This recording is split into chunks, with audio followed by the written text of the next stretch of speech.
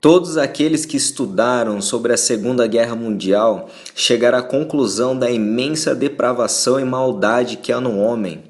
A Segunda Guerra Mundial foi um dos maiores genocídios e barbaridades que o ser humano já presenciou. Meu primeiro contato com imagens reais, documentários, fizeram chegar a uma conclusão: o ser humano é mau. Isso foi crucial para minha crença nas escrituras a respeito da maldade do homem, um ensino vasto que encontramos por toda parte da Bíblia. Não há quem faça o bem, não há nenhum só.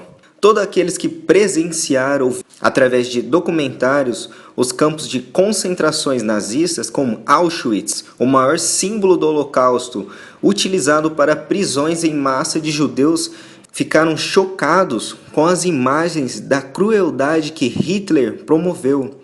E quanto ao governo comunista, que é responsável pela morte de mais de 150 milhões de pessoas em todo o mundo? Stalin, Mao Tse-tung, Che Guevara, Fidel Castro, entre outros, são responsáveis pela morte de milhares de pessoas.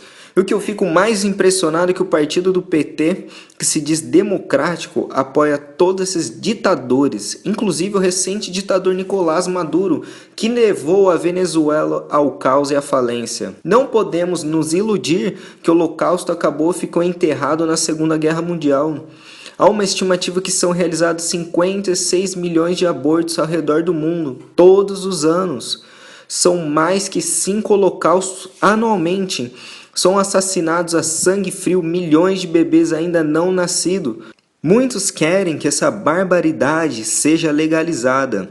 A comunidade científica alega que se encontrarmos uma bactéria ou algum organismo em outro planeta, podemos considerar como uma vida, e muitos desses mesmos cientistas são a favor dessa barbárie, que é o aborto ser efetuado em inúmeras vidas que nem tiveram a chance de escolha. O Ben Shapiro, ele argumenta que nos Estados Unidos, os que são a favor da legalização do aborto, essas pessoas sempre usam exceções como estupro para justificar todos os outros. 99% dos abortos cometidos nos Estados Unidos não tiveram nada a ver com estupro, e sim com sexo irresponsável, conveniência, idade, de não gostar de ser menino ou menina.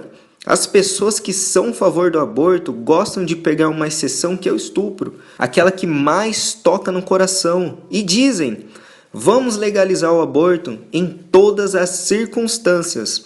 Eles não estão preocupados com o estupro, eles querem legalizar todas as formas possíveis de aborto. Nós estamos regredindo à época da barbárie de Roma e Esparta, que executava as crianças que nasciam deficientes, arremessando elas de penhascos.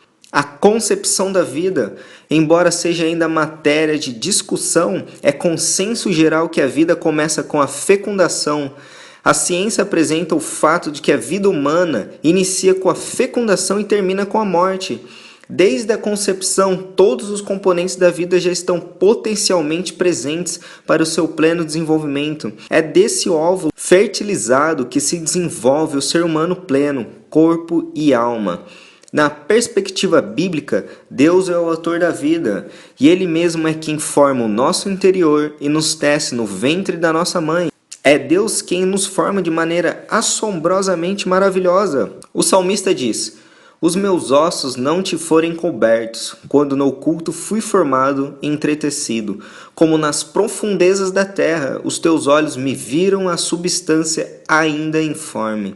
E no teu livro foram escritos todos os meus dias, cada um deles escrito e determinado, quando nenhum deles havia ainda. A Bíblia fala do ser antes do nascer. Davi diz: eu nasci na iniquidade, e em pecado me concebeu a minha mãe. Jó descreve sua existência pré-natal afirmando: porventura não me vazaste como leite, e não me coalhaste como queijo? De pele e carne me vestiste, e de ossos e tendões me entristeceste. Fica claro na perspectiva da Escritura que a vida começa na concepção. Quando lemos o Novo Testamento, recordamos da passagem referente a João Batista.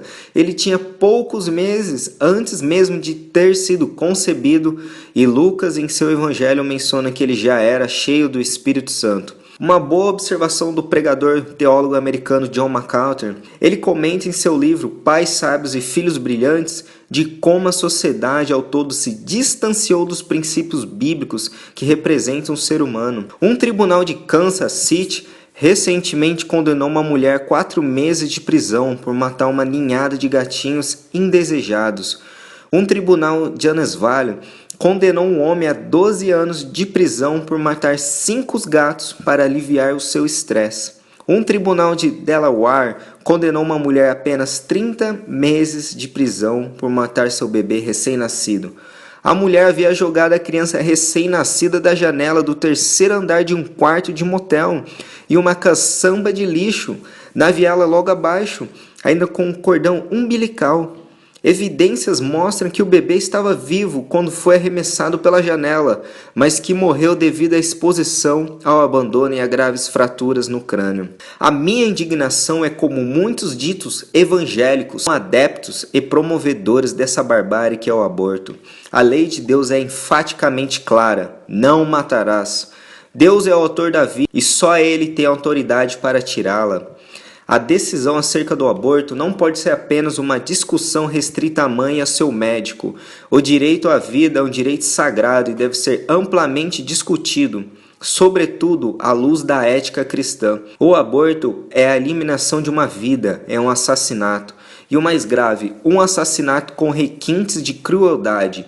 O aborto é matar um indefeso, incapaz de proteger-se. É tirar uma vida que nem tem sequer o direito de erguer a voz e clamar por socorro. Se os milhões de crianças que não chegaram a nascer pudessem gritar aos ouvidos do mundo, ficaríamos estarrecidos diante dessa barbárie. Ficamos chocados com o Holocausto, onde 6 milhões de judeus foram mortos nos campos de concentração e nos paredões de fuzilamento. O aborto, entretanto, não é menos perverso. O ventre materno, em vez de ser um refúgio da vida, torna-se o corredor da morte. Em vez de ser o berço da proteção, torna-se o patíbulo da tortura. Em vez de ser o reduto mais sagrado do direito à vida, torna-se a arena mais perigosa da morte. O aborto é um crime, com vários agravantes, pois não raro. A criança em formação é envenenada, esquartejada e sugada do ventre como uma verruga pestilenta, que comemoraram chorando a aprovação do aborto no país. O Sim obteve uma vitória clara no referendo sobre a liberalização do aborto na Irlanda. A decisão é histórica em um país com fortes raízes católicas. Dos 2.100.000 votantes, 66,4% se mostraram favoráveis a revogar a 8ª emenda à Constituição, que proibia a interrupção voluntária da gestação. Uma reforma de 2013 já permitia o procedimento em caso de risco de morte para a gestante. Em 1983, 841.000 pessoas votaram para inserir a 8ª emenda em nossa Constituição. Em 2018, 1.400.000 votaram para removê-la em quase todos os círculos eleitorais. Não estamos em um país dividido. Depois de confirmados os resultados, o próximo passo será a redação de um projeto de lei pelo governo. O texto deve autorizar o procedimento durante as 12 primeiras semanas de gestação e até as 24 semanas por motivos de saúde. O objetivo é conseguir a aprovação antes do fim do ano no parlamento. Os resultados foram divulgados no Castelo de Dublin, 3 anos depois da legalização do casamento homossexual. Eu gosto muito da citação do nosso amado irmão Paul Washer. Você ama judeus? Então você deve odiar o Holocausto. Você ama negros? Então você deve odiar a escravidão. Você ama bebês? Então você deve odiar o aborto. Que Deus tenha piedade daqueles que legislam. Que Deus tenha compaixão daqueles que favorecem ou praticam tamanha crueldade.